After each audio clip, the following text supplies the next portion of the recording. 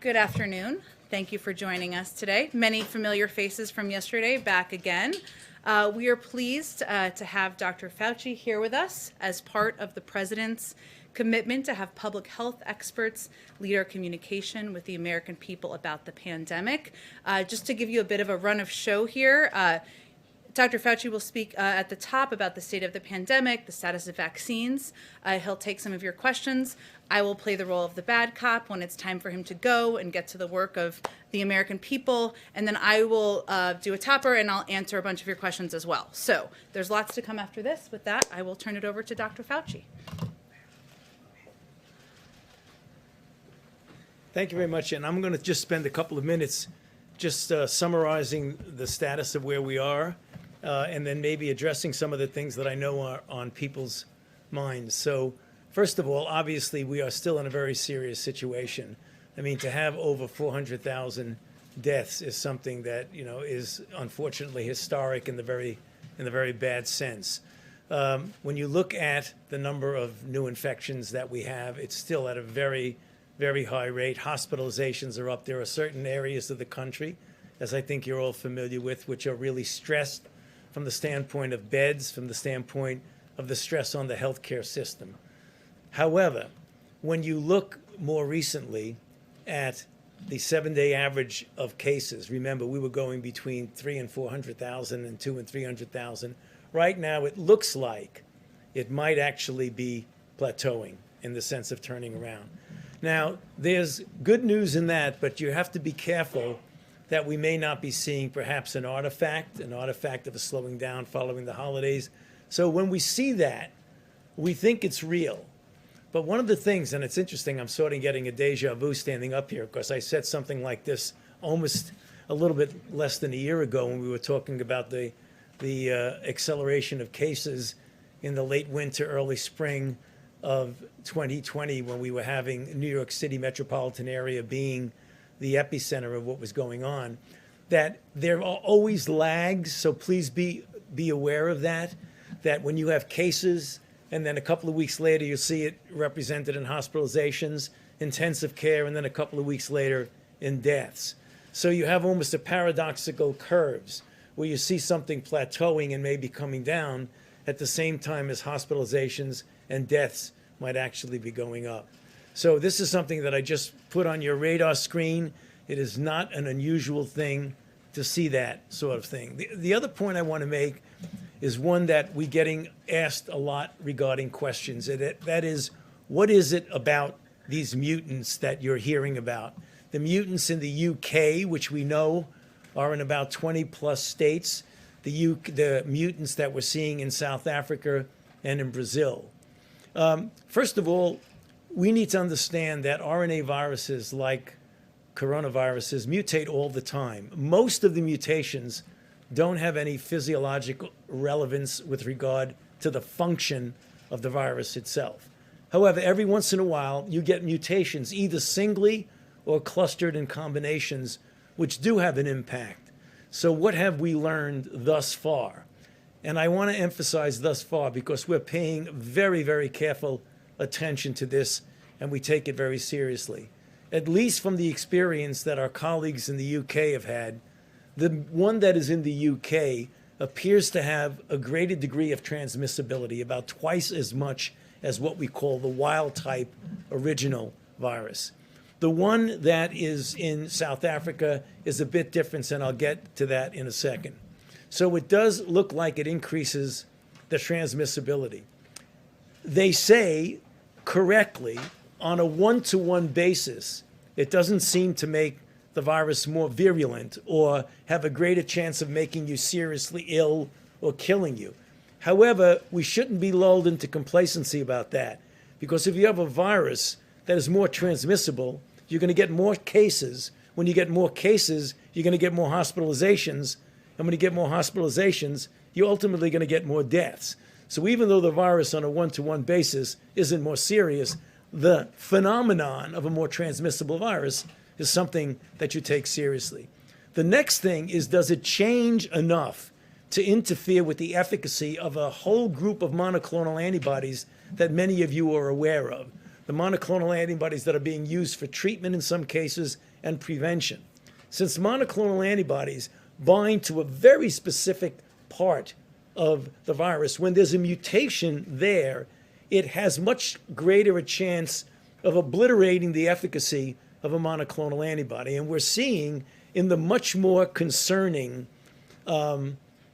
mutations that are in South Africa and in some respects Brazil, which is similar to South Africa, that it is having an effect on the monoclonal antibodies. The real question that people are quite clearly interested in is, what is the impact on the vaccine? And so far, literally, we have this new phenomenon that are preprint journals where people get data and they put it into a preprint server where it hasn't yet been peer reviewed. But you have to pay attention to it because it gives you good information quickly. Ultimately, it gets confirmed. And we're seeing them coming out over the last few days. And what they're saying is that what we likely will be seeing is a diminution, more South Africa than UK. UK is that diminution in what would be the efficacy of the vaccine-induced antibodies. Now, that does not mean that the vaccines will not be effective. And let me explain why. There's a thing called a cushion effect. So if you have a vaccine like the Moderna and the Pfizer vaccine that can suppress the virus at a dilution, let's say, of 1 to 1,000, and the mutant influences it by bringing it down to maybe 1 to 800 or something like that, you're still well above the line of not being effective. So there's that cushion that even though it's diminished somewhat, it still is effective. That's what we're seeing, both certainly with the UK, which is very minimal effect. We're following very carefully the one in South Africa, which is a little bit more concerning, but nonetheless not something that we don't think that we can handle. What is the message? Because someone could say, now wait a minute, if you have the possibility that the vaccines are diminishing in their impact, why are we vaccinating people? No. It is all the more reason why we should be vaccinating as many people as you possibly can. Because as long as the virus is out there replicating, viruses don't mutate unless they replicate. And if you can suppress that by a very good vaccine campaign, then you could actually avoid this deleterious effect that you might get from the mutations. Bottom line, we're paying very close attention to it. There are alternative plans. If we ever have to modify the vaccine, that is not something that is a very onerous thing. We can do that given the platforms we have. But right now, from the reports we have, literally as of today, it appears that the vaccines will still be effective against them. With the caveat in mind, you want to pay close attention to it. So, Jim, why don't I just stop there and then maybe just answer some questions on anything else that I said. So, yeah. How helpful would it have been if Amazon got involved with the federal response to COVID-19 before Biden took office? And do you know about any plans or discussions ahead of yesterday? No, I don't think I could answer that question. I'd be waving my hands about that, sorry. Well, you know, one of the new things in this administration is if you don't know the answer, don't guess. Just say you don't know the answer. Yeah. Yes. Dr. Fauci, a couple of questions, if I might. I'd like to follow up with you on what you just said about this strain in South Africa. Has that strain made its way to the United States? And what, if any, concerns do you have? How much do we understand about it? Great question. Thus far, it does not appear at all that the South African strain is in the United States. However, we must be honest and say that the level of comprehensive sequence surveillance thus far is not at the level that we would have liked. So we're going to be looking very, very carefully for it. But given the information we have today, it doesn't appear that the South African strain is here. Okay, and if I could just ask you about the effort to distribute the vaccines, because of course that's what most people want to know. When are they going to get a vaccine? Is the Biden administration starting from scratch with the vaccine distribution effort, or are you picking up where the Trump administration left off? No, I mean, we certainly are not starting from scratch because there is activity going on in the distribution. But if you look at the plan that the president has put forth about the things that he is going to do, namely get community vaccine centers up, get pharmacies more involved, where appropriate, get the Defense Production Act involved, not only perhaps with getting more vaccine, but even the things you need to get a good vaccine program. For example, needles and syringes that might be more useful in that. So it's taking what's gone on, but amplifying it in a big way. President Biden said that what was left was abysmal, essentially. I mean, is there anything actionable that you are taking from the previous administration? Well, Is that delaying your efforts to get the vaccine? I mean, that's the question. no, I mean, we're coming in with fresh ideas, but also some ideas that were not bad ideas with the previous administration. You can't say it was absolutely not usable at all. So we are continuing, but you're going to see a real ramping up of it. One more final question. You had said that most people will be vaccinated by the middle of 2021. Is that still your expectation? Yes, it is. I mean, I believe that the goal that was set by the president of getting 100 million people vaccinated in the first 100 days is quite a reasonable goal. And when you get to the point, and one of the things that I think is something we need to pay attention to, and I, quite frankly, have been spending a considerable amount of my own time, is outreaching, particularly to minority communities, to make sure that you get them to be vaccinated and you explain why it's so important for themselves, their family, and their community. If we get 70 to 85% of the country vaccinated, let's say by the end of the summer, middle of the summer, I believe by the time we get to the fall, we will be approaching a degree of normality. It's not going to be perfectly normal, but one that I think will take a lot of pressure off the American public. Dr. Fauci, you're one of the few holdovers from the previous administration to this current one. What has been your experience with this new team? And in your view, what would have been different in terms of the trajectory of this outbreak from the start had a team like this been in place at the beginning?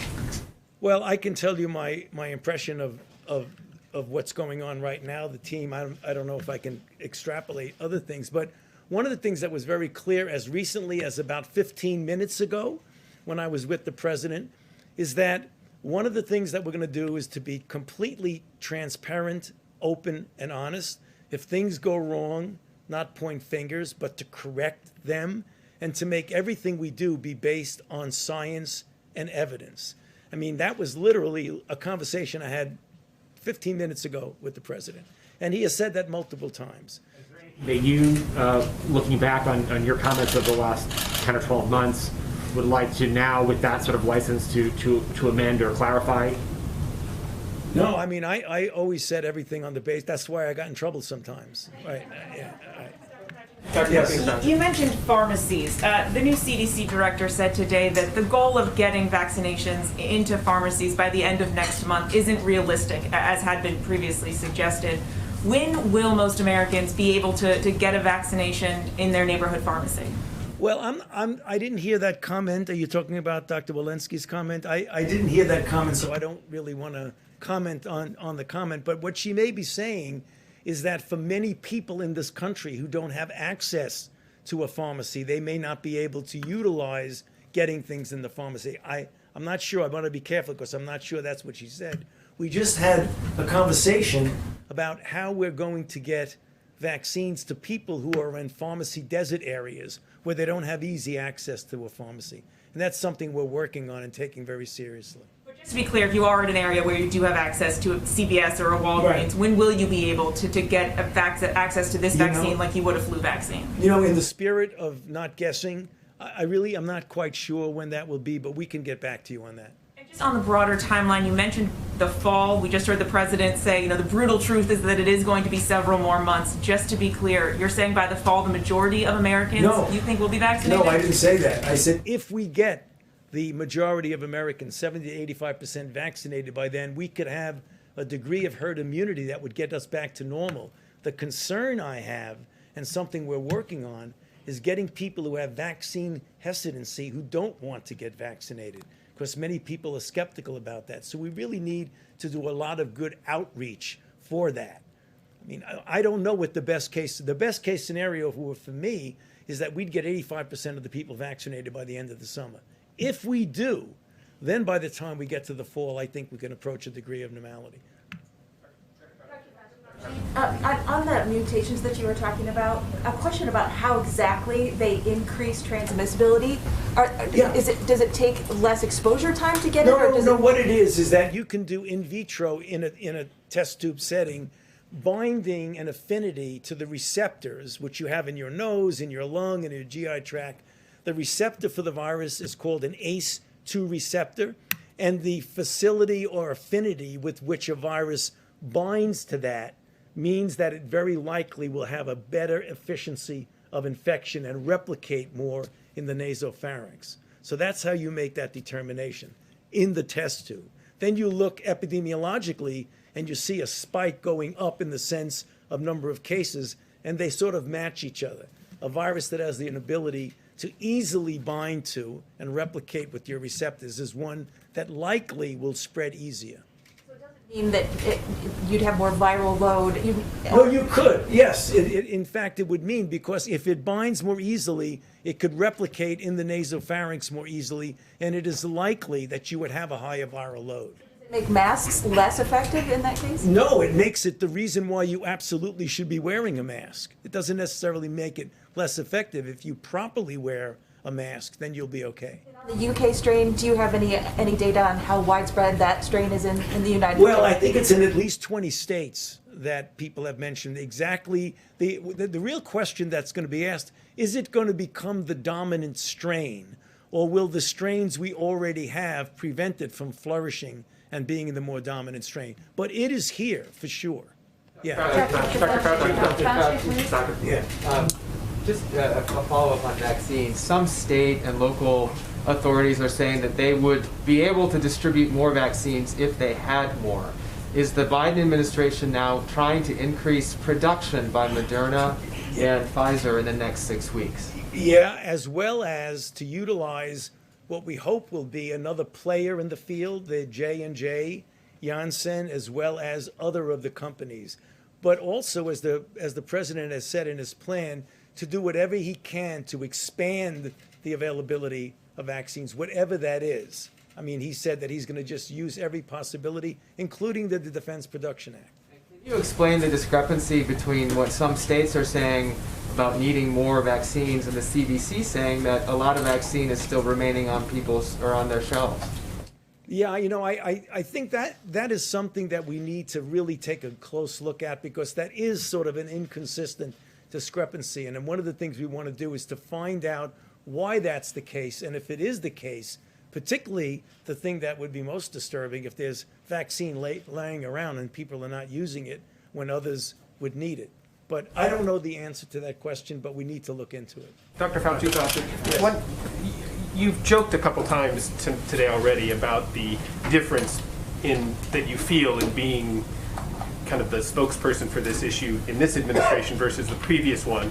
Can you talk a little bit about how much different do you feel, less constrained? What is the, you for so many times you stood up behind a podium with Donald Trump standing behind you.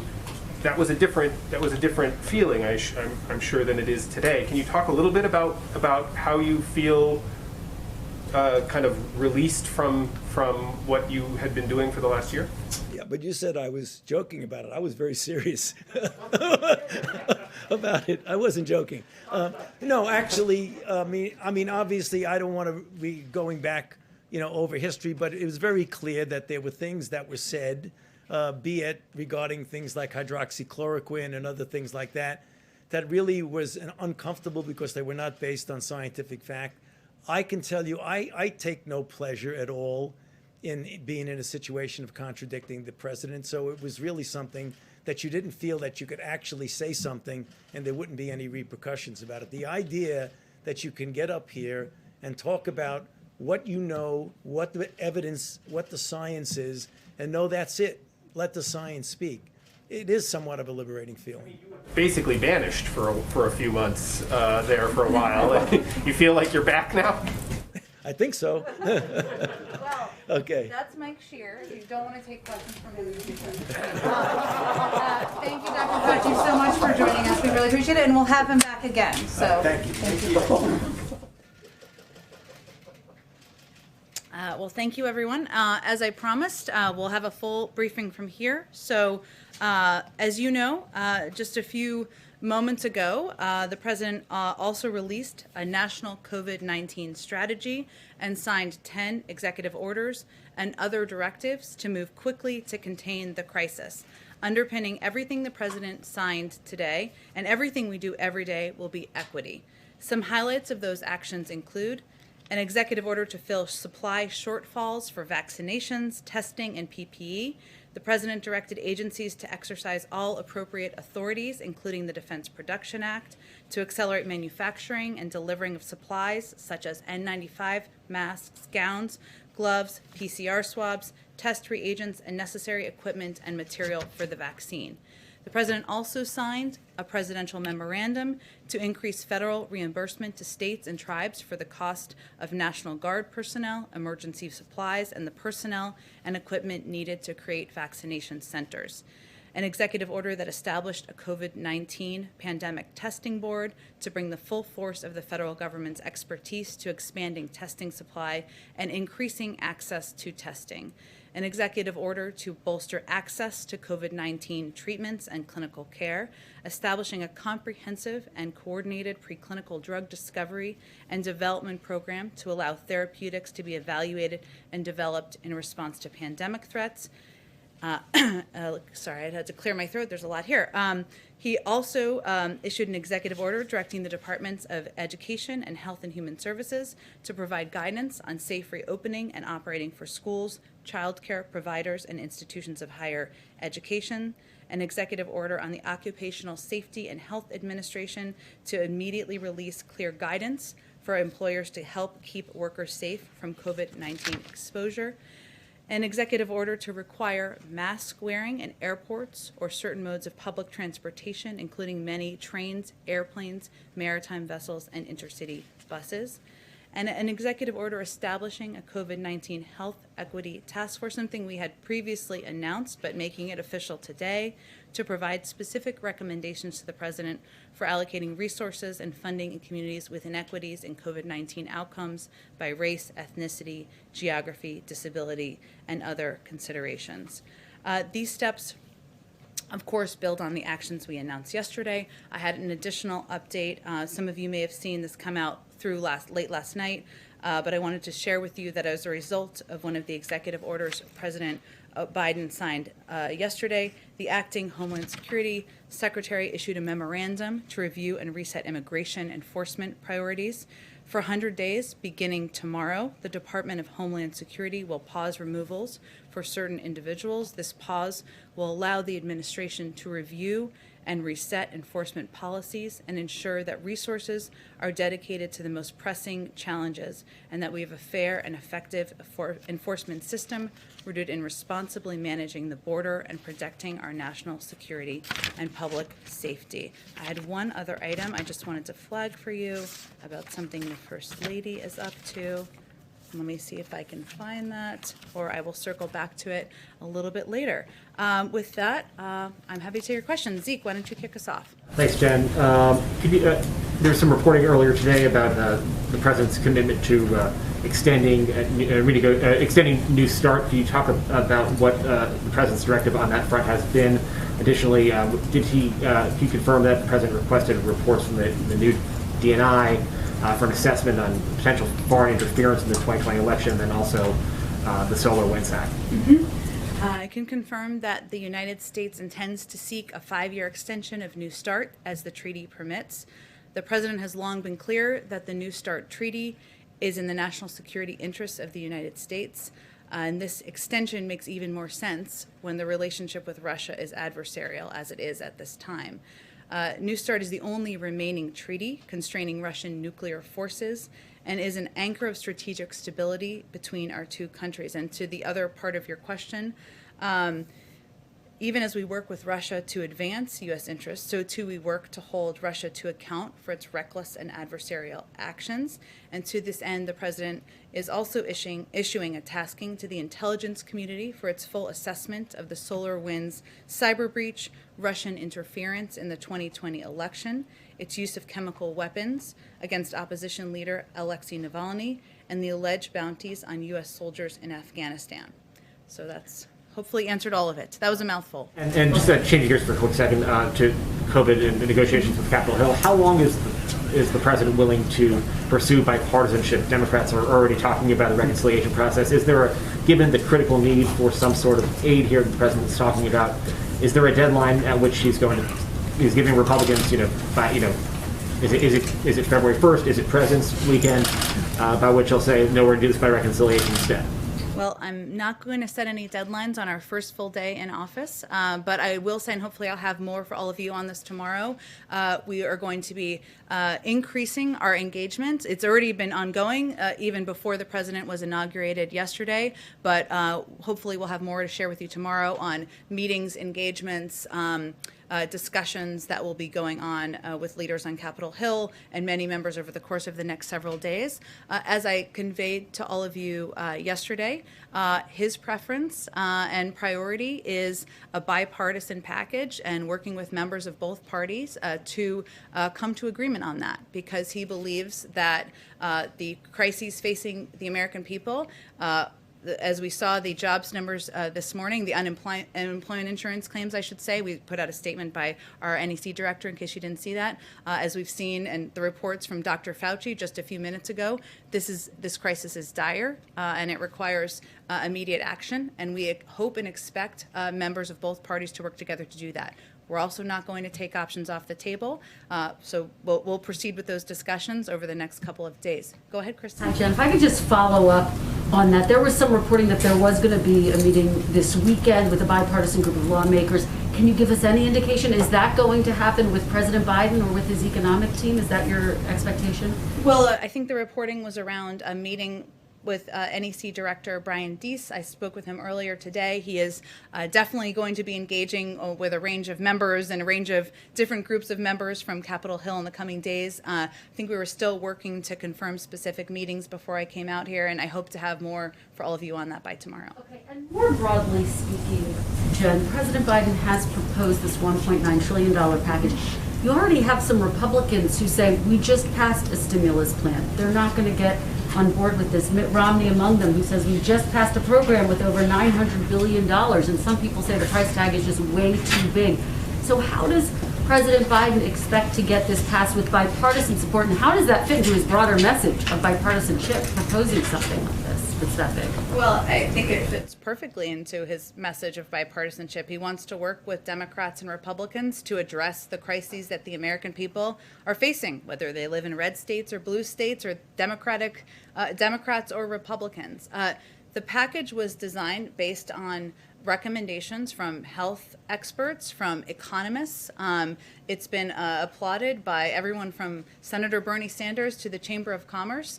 And there are specific pieces in there that are meant to serve as a bridge for the American people, including a large percentage of it that's for unemployment insurance, funding for vaccine distribution, something that is pivotal, as we've already been discussing here today, for reopening of schools. So part of the discussion we'll be having with members is what do you want to cut? And this is a plan that he feels addresses the crisis at the moment. One quick follow-up on that. The work of the Senate is being held up by this dispute over the filibuster. Where does President Biden come down on that?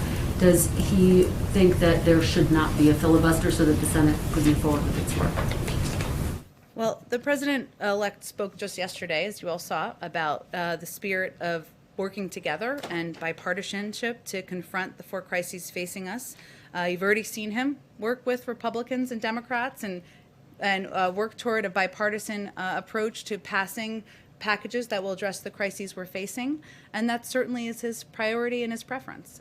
So that's what he'll continue to work on day 2 of the administration. Go ahead, Mike Scheer. Okay, see, you can call it. I just gave you a hard time. Go ahead. That's fine.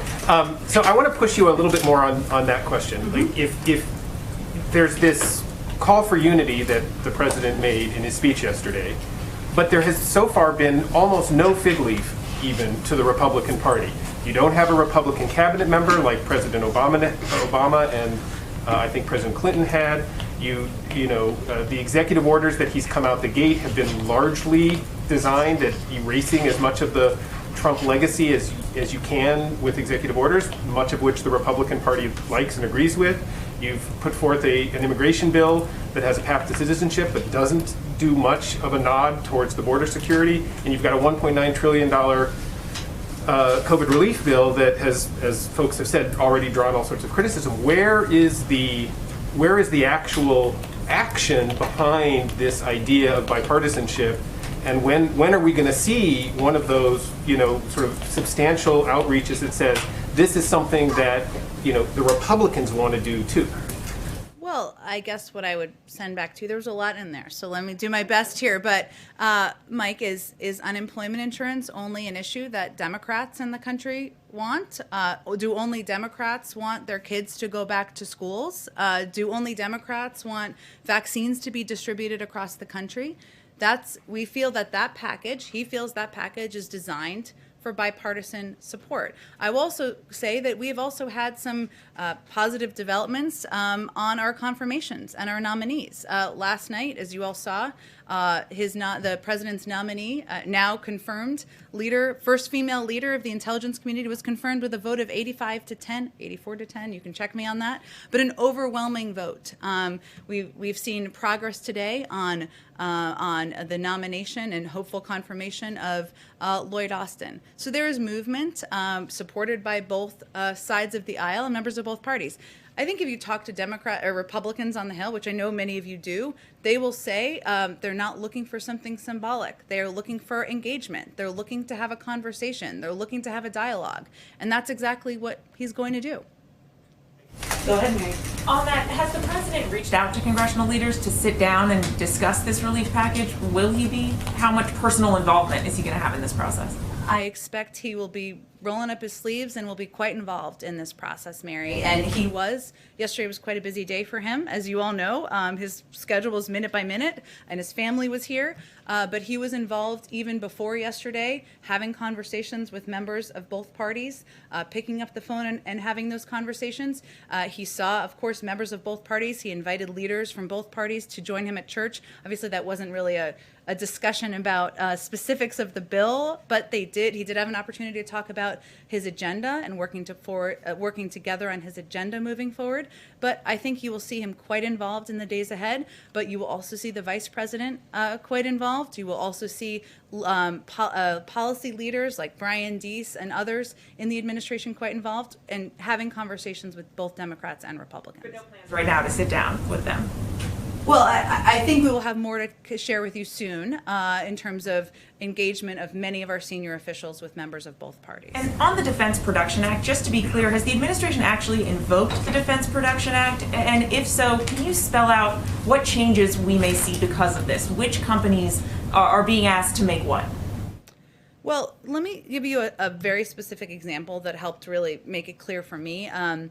One area is to acquire more low dead volume syringes, and what that does is these specialized syringes allow pharmacists and vaccinators to extract an extra dose of the Pfizer vial, so making more doses available, of course.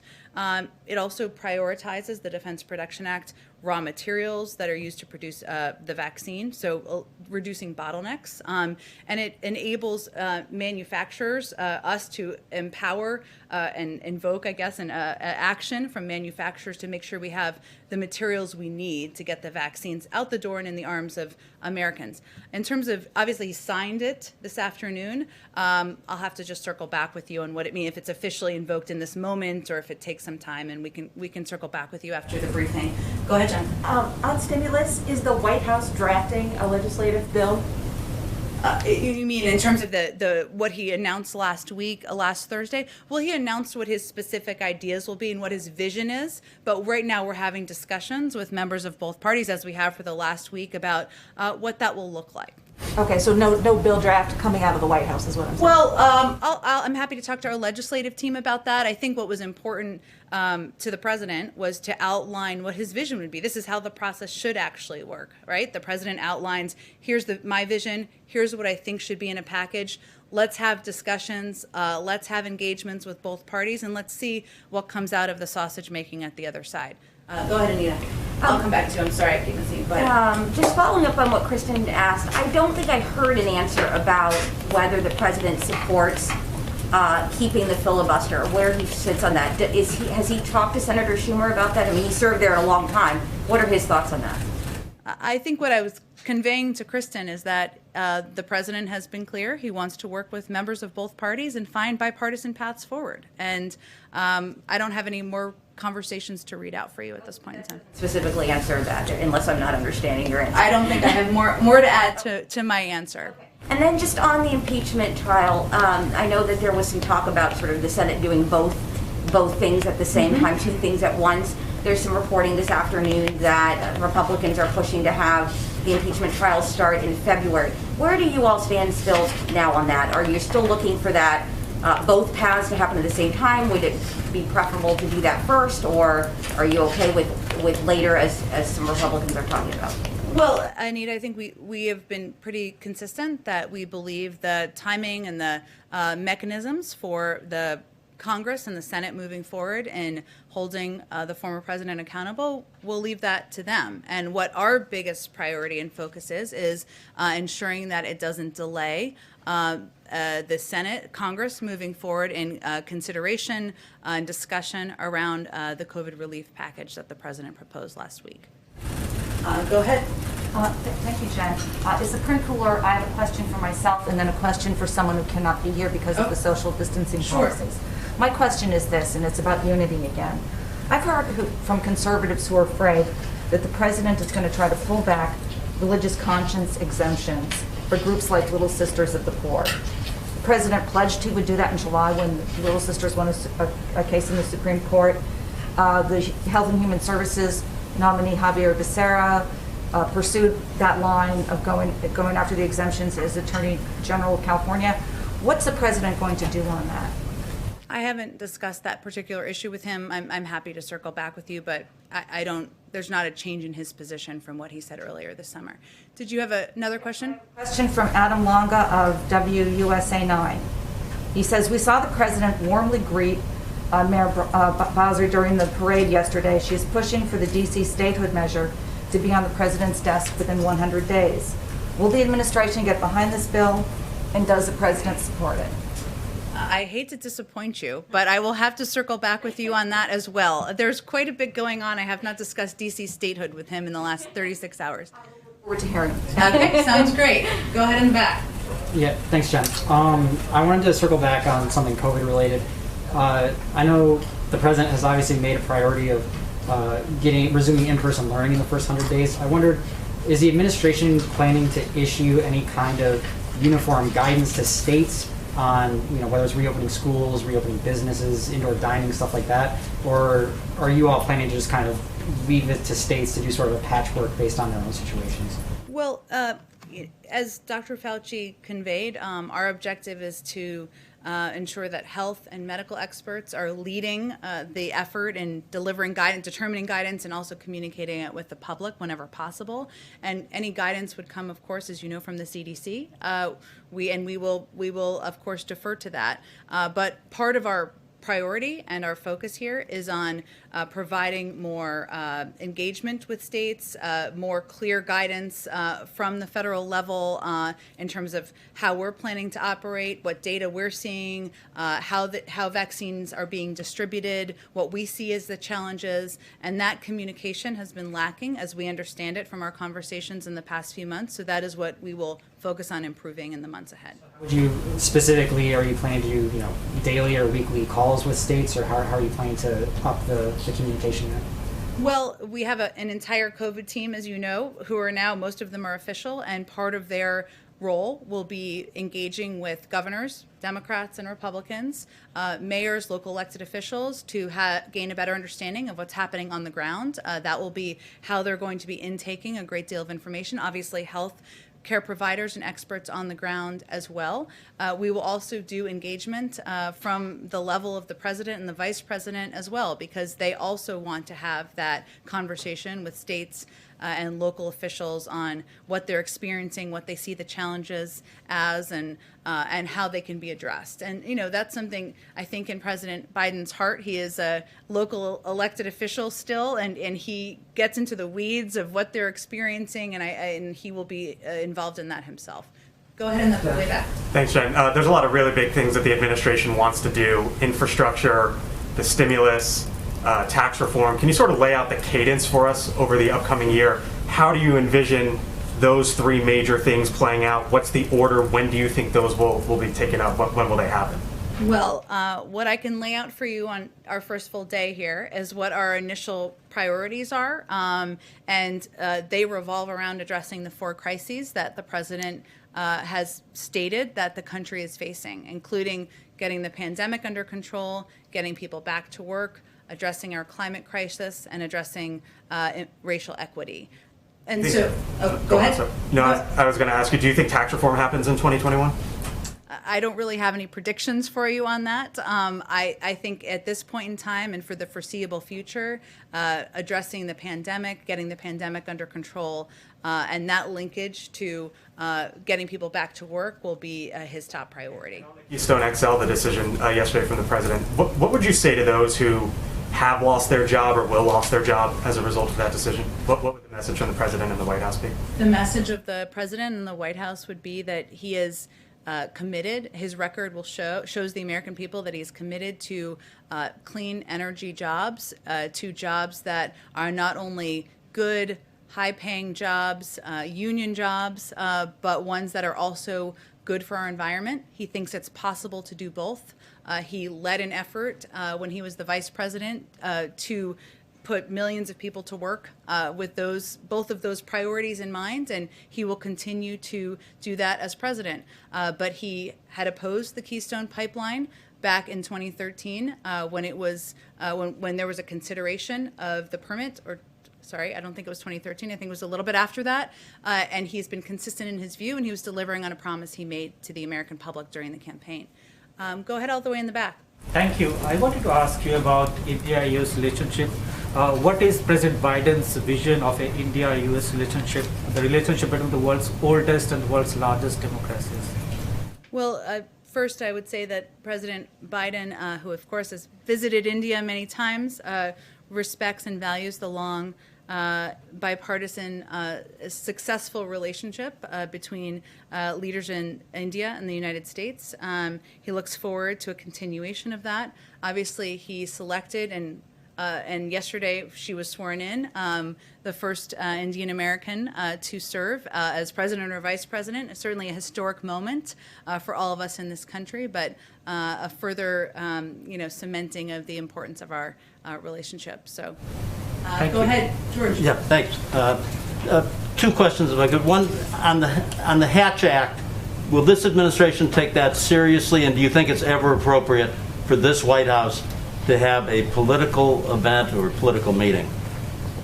Well, as you know, there are some political events that are acceptable, but we certainly take the Hatch Act seriously and will abide by that. And you will not see a political rally on the south lawn of the White House with under President Biden. The second one, this may sound trivial, but presidents and candidates have some events where they're fun for the candidate. The big crowd on the acceptance speech at the convention, the big crowd at the inauguration, big rallies. Because of COVID, this president has been denied all those. Has he ever been at all wistful about sort of missing the fun parts of being a candidate and the inauguration? Not in front of me, George. I will say that even yesterday, or of the last couple of days, he tried to find a moment of joy with his family and with his grandchildren, who bring him a great deal of joy, and a recognition of of course, the great responsibility he has on his shoulders, but a moment in history that he was playing a very important part of. So I would say he's been in public office, as you all know, for decades, and he's had many joyful moments, but this moment, serving as president, coming in at a crisis where thousands of people are dying from a pandemic every day, millions of people are out of work, is not really a time for daily joy as the leader of the free world, and he's focused on doing his job to get the work done for the American people. Go ahead.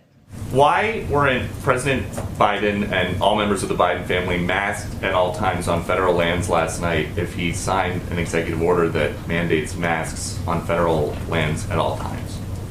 At the inaugural Memorial, yes. I think, Steve, he was celebrating an evening of a historic day in our country, and certainly he signed the mask mandate because it's a way to send a message to the American public about the importance of wearing masks, how it can save tens of thousands of lives. We take a number of COVID precautions, as you know, here in terms of testing, social distancing, mask wearing ourselves, as we do every single day. But I don't know that I have more for you on it than that. But as Joe Biden often talks about, it is not just important the example of power, but the power of our example. Was that a good example for people who are watching who might not pay attention normally? Well, Steve, I think the power of his example is also the message he sends by signing 25 executive orders, including almost half of them related to COVID, the requirements that we're all under every single day here to ensure we're sending that message to the public. Yesterday was a historic moment in our history. He was inaugurated as President of the United States. He was surrounded by his family. We take a number of precautions, but I think we have bigger issues to worry about at this moment in time. Go ahead, Anita. Jen? You mentioned. Oh, sorry, Jeff. Let me go to Jeff, Anita, because I already went to you, if that's okay. Jeff, go ahead. Thanks very much. Follow up on New START. Do you have any indication from Russia that they will object to the extension of 5 years, and has the United States already alerted Moscow about its desire?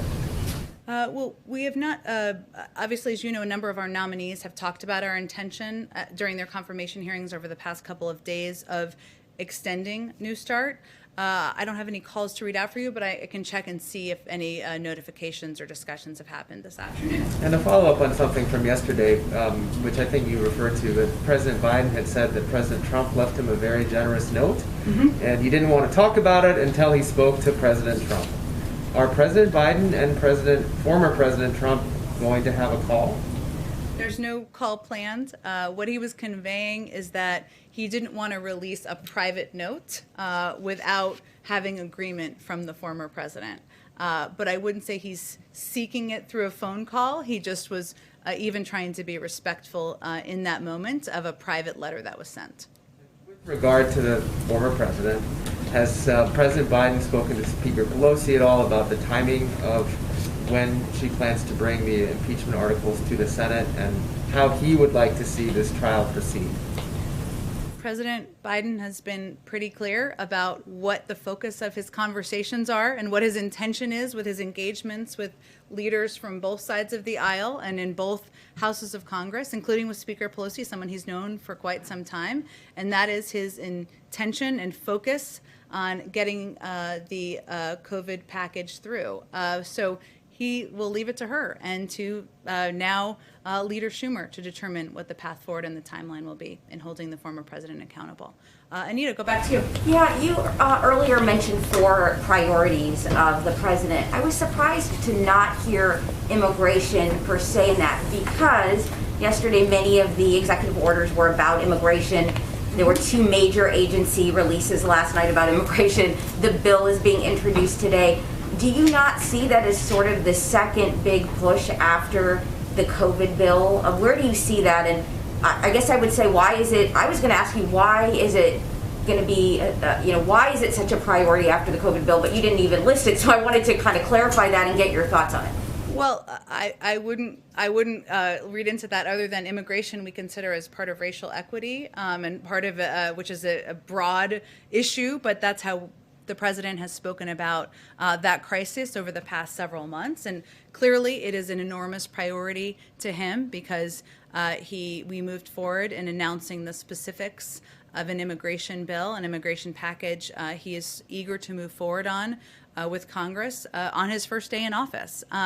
But as you know, there's been a lot of history on efforts to do comprehensive immigration reform, to do any form of immigration reform. And what we're hopeful is that this will be a moment of reset and a moment to restart discussions on Capitol Hill. There are already a number of co-sponsors who have been announced to have those discussions.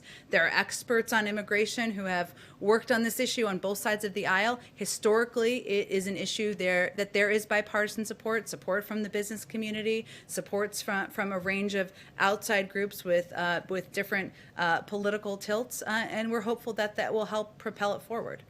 Menendez said today on a call, he called it a Herculean, effort to get this through. As you know, it hasn't gone through, as you just mentioned before. I mean, there are Republicans grumbling today that there's not more in that bill that they want to see. So is that bill, what do you think the prospect of that bill getting through is? Well, I don't know that I can predict that the first day. I mean, it's only been out for 24 hours. But what was important to the president in the outline of this bill is that it is addressing a couple of areas that he doesn't feel have been effectively done in the past. The last 4 years, the immigration policy has been based around funding for a wall.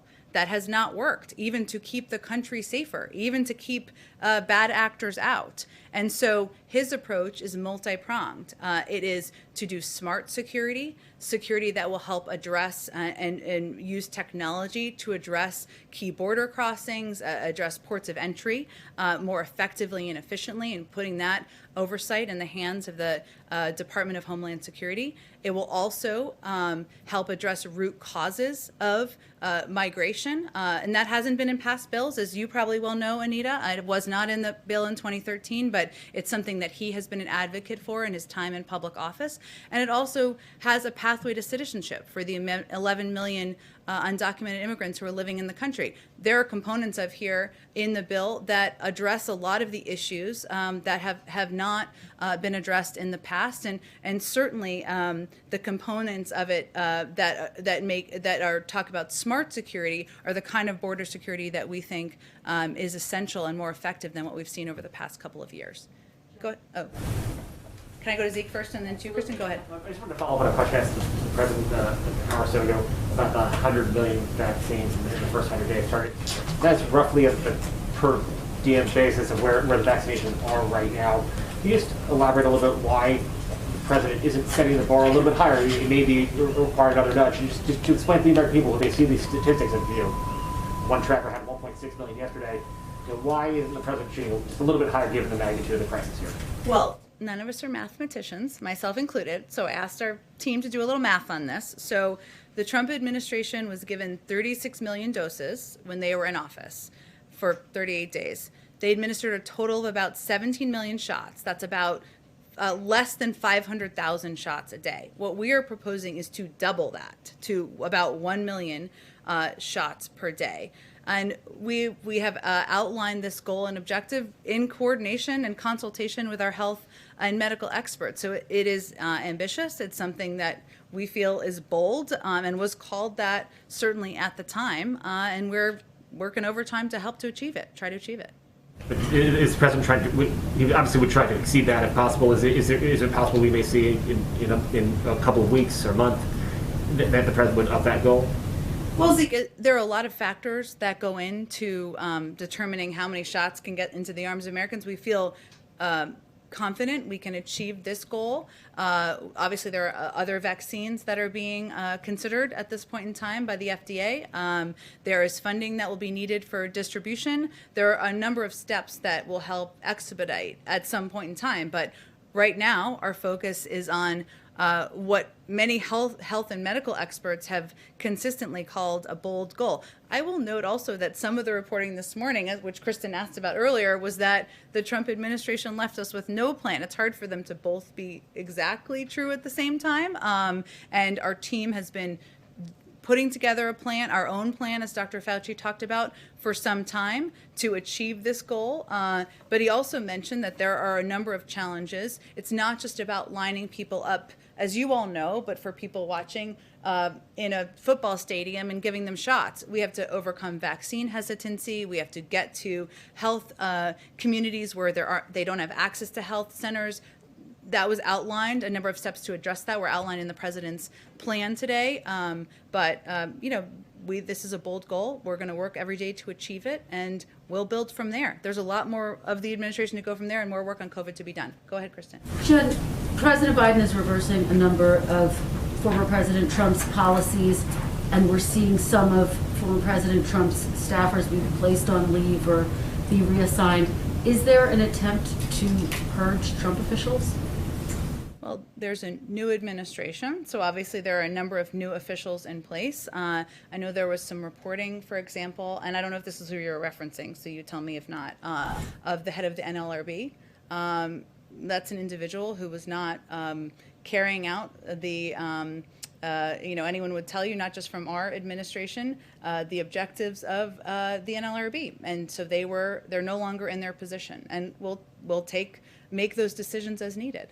Effort writ large, but you're reassessing individuals. Well, Kristen, as you know, when a new administration comes in, there's a massive changeover in political appointees and nominees and people who will serve in a variety of roles. There are some people, Christopher Wray as an example, I'll just bring him back up, who will continue to serve in his role. But we have great value for career officials, for the officials who have been the heart and soul of agencies across government since long before the Trump administration, but who have served through the Trump administration as well. On COVID, the question. Did the transition officials know before yesterday that Amazon wanted to get involved in such a meaningful way? We saw, not that I'm aware of. I'm happy to check. I mean, when the reporting came out, I asked the question, and I think internally, and what was conveyed to me, and I don't think we discussed this yesterday, was that we've had a lot of outreach, some privately, some publicly, from a range of businesses and private sector entities, and we certainly welcome that, and we'll be considering all of those offers and what makes the most sense in our plans and proposals. So, because there are some Trump officials saying they were never offered help from Amazon, and so they're essentially saying they think this was a political call for Amazon to wait while lives were hanging in the balance, but you're saying that is not the case. I'm not aware of the timeline of when Amazon reached out. That sounds like a question for Amazon to me. Jen, what did you think about all the pardons that Trump handed out on his way out the door? And do you know if the DOJ or anyone is reviewing any of those? Well, as you know, we nominated an attorney general just a couple of weeks ago, Merrick Garland. We're eager to get him confirmed in the coming weeks, hopefully soon. Our view on the pardons, Jennifer, is that it's not a model for how a Biden Justice Department would work. It's not a model, I should say, for how President Biden would use his own power. He would use his own power far more judiciously. But we are looking forward. And most important for us and for him is that the Justice Department, as we look ahead, is independent, makes decisions of their own accord, including their review of any investigations or judicial steps that have been taken. Can I do a follow-up? Thank you. Okay, I think we're about to conclude it here, but because it's my second day, let's take two more questions. Go ahead in the back. Attorneys. Yes. Is the president going to listen to the pardon attorney? President Bush told President Obama that he should use the pardon power early on. But we know that, that the pardon power has been in disrepute in the last week because of President Trump's pardons. Is President Biden going to try to use the power quickly? Or, I mean, you said judiciously. What's his take going to be? Well, judiciously, and I'm not saying you're conveying this, but just for clarity, is not meant to convey speed. It's just meant to convey how he approaches it. As you know, he has a long history on judicial issues, having served as the chairman of the Judiciary Committee many years ago. But on day two, I don't have any prediction for you in terms of how he would use pardon attorneys or the role, but he has great respect for and value for independence, as you know, and for the role of the judiciary and the independence of that role. Okay, last actual question. Sorry, Zeke, go I ahead. appreciate it, and I'm going to bounce off Jeff here of conversations that may or may not have happened. Can you tell us, has President Biden spoken to the Fed Chair, Jay Powell? If he hasn't, does he have any plans on speaking to him at any point in the near future? And generally speaking, how does the President view the stewardship of the Fed Chair during this economic crisis? I don't have any calls to read out for you or to predict for you with the chairman of the Federal Reserve. He clearly has a great deal of respect and value for the Federal Reserve and the role they've played historically, given he nominated the former chair to serve as the first female Treasury Secretary.